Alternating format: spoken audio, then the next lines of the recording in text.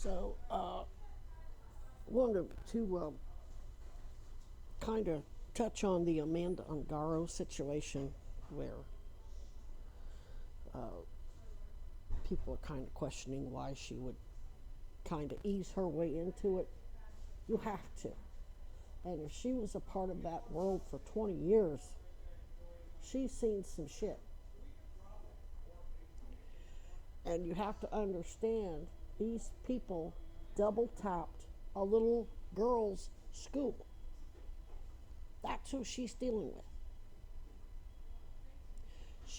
The very people she's accusing have all the power in the world. They just started a fucking war to distract from the Epstein files. And one of their first hits was to bomb a little girl's school in Iran.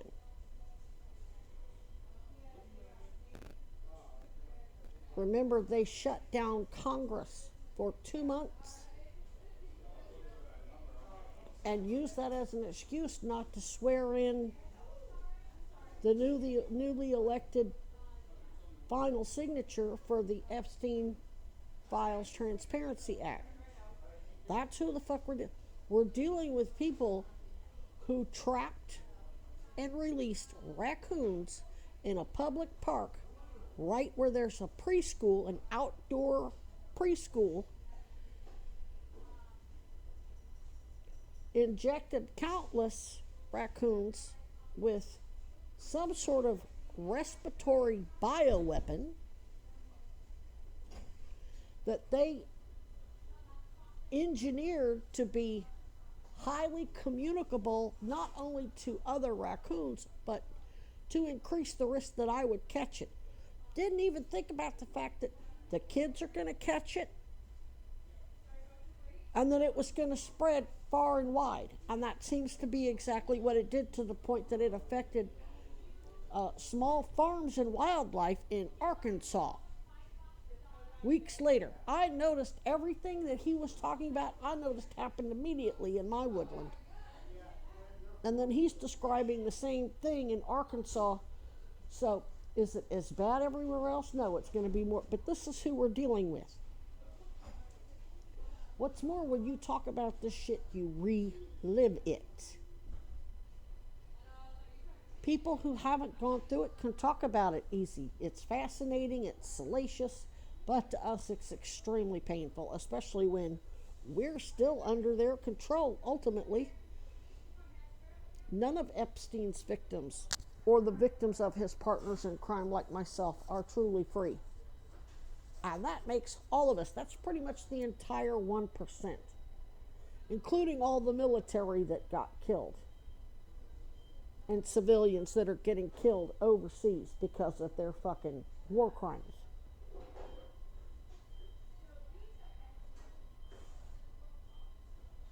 They have zero.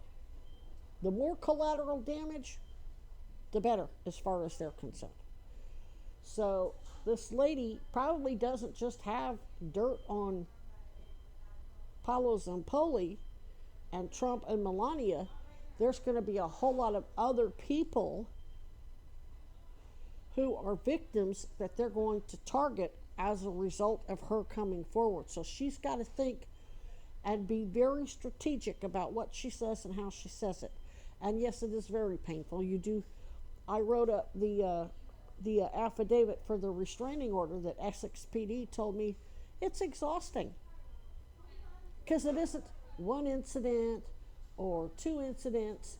I mean, there are days when I get threatened several times a fucking day. And it's very underhanded. It's hard to explain. So you have to write all that out, give all the dynamics, break it all down, and you relive that shit. Now, I'm feeling better because I stepped back to get out of it, and I'm going to take, why is this happening? Because of who my father is. So I'm going to rewrite it and put that at the very beginning of the affidavit so that judge knows, whoever it is, right off the bat, if they choose to cover Judge Hoare and Judge Shafritz, they can be considered a terrorist insurgent, and the assassins can deal with them however the fuck they see fit. Because if that judge decides to rule in favor of Judge Hoare and Judge Shafritz and these military people who are attacking me because they're too chicken shit to go to my father and threaten him to his face, because at that point he can just shoot him. That's called suicide by cop. When you know when you deliberately point a firearm or threaten a police officer's safety, they can shoot you. Period.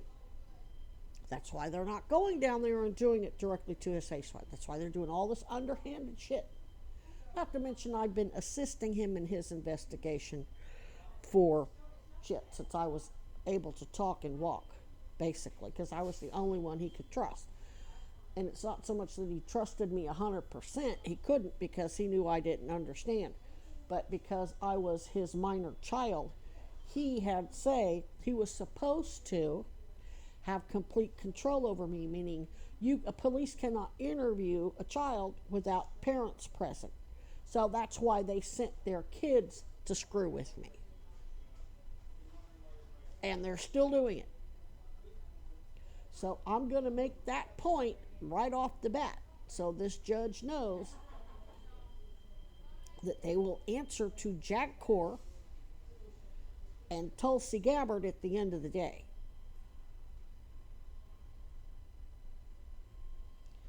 And if she wants to be part of the threats against my father, she can be part of the find out.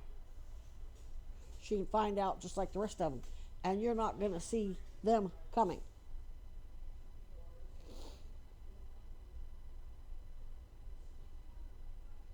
Trust and believe, you're not going to see them coming. Because they're going to use the same tactics you're using on me. It's going to be your own husband, your own wife, your own kid, that ultimately takes that they show evidence that you cheated on them or that you're a pedo or whatever.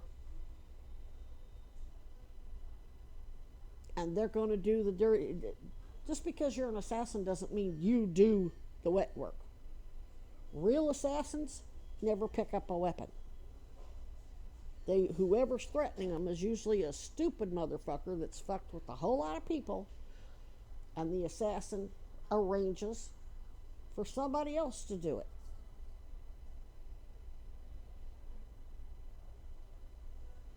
Because that person usually deserves to know the truth anyway, and deserves to, the only way they're going to feel better is to take care of the situation themselves.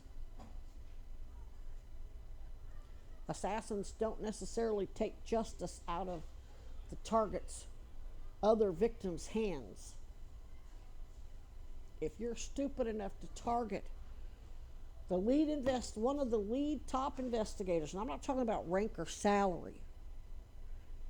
I'm talking about somebody who was very, very close to the Kennedys, who knew everything that was going on. That's what I mean by top. Meaning the person with the most intimate information about what was going on with that whole situation. And his classification status. A lot of people have, high rank, and they have very special classification status. But that doesn't mean they understood exactly what the hell was really going on inside Kennedy's inner circle. And everybody knows the Kennedys kept that shit real tight. But they also fucked over a whole lot of people, including women and young girls.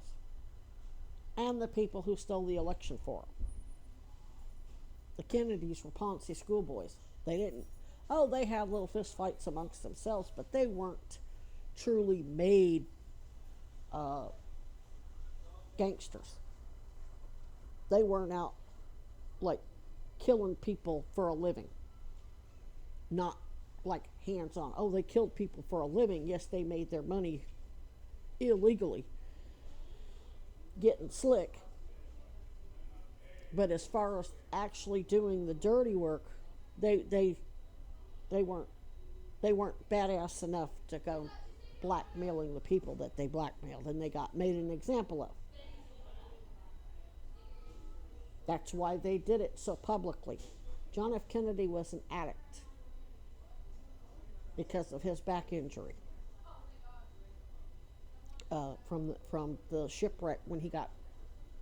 It was World War II, and his ship went down, and he had some injury. He could barely walk, and he took a hell of a lot of narcotics. Speed.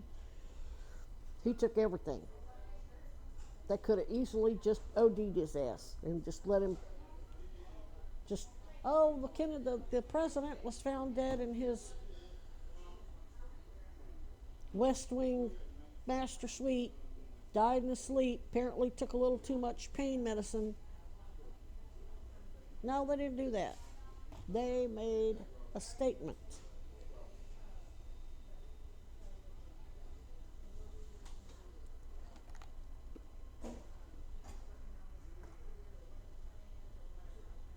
So that's who Amanda Ungaro, though she doesn't have any intimate information about that particular situation with JFK, she's still going against the global criminal organization that arranged for his assassination and MLK's assassination and Bobby Kennedy Sr.'s assassination and Malcolm X's assassination. And unfortunately, they were such good bullshit. They were so good at bullshitting people that the world basically ranked the Kennedys. They gave the Kennedys the same amount of sympathy as they did MLK and Malcolm X, and they didn't deserve that.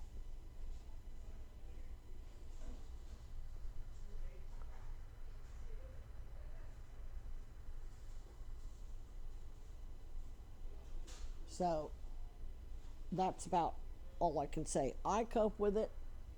I'm going to have to go fly a sign. I flew a sign yesterday for 2 hours, made $1. But it wasn't my usual spot, and I was a little late, and it was rainy, and there wasn't, I'm going to have to go out today. I did get a lot of gear that I needed, and I got a few art supplies. I got a birthday coming up.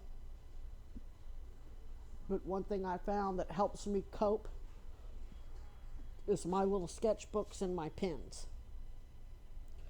So I got some, they're like $3 or two. I think I get paid like $2 for 10 pens or 9 pens. Basically just colored ink.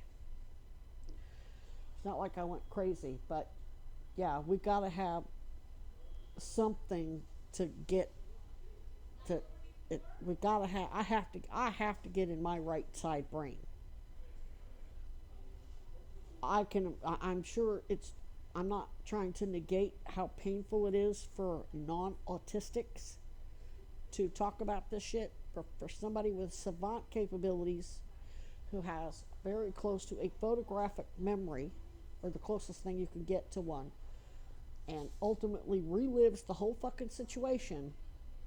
Yeah, I need to get completely out of my left brain and doing something that doesn't require, and plus it helps me process that shit and look at it more objectively. So I'm going to buy my pens. I'm going to buy my sketchbooks. I think I have pretty much all of the gear I need. I'm going to have to get a mosquito net, a very large one, and something that's going to make spiders not so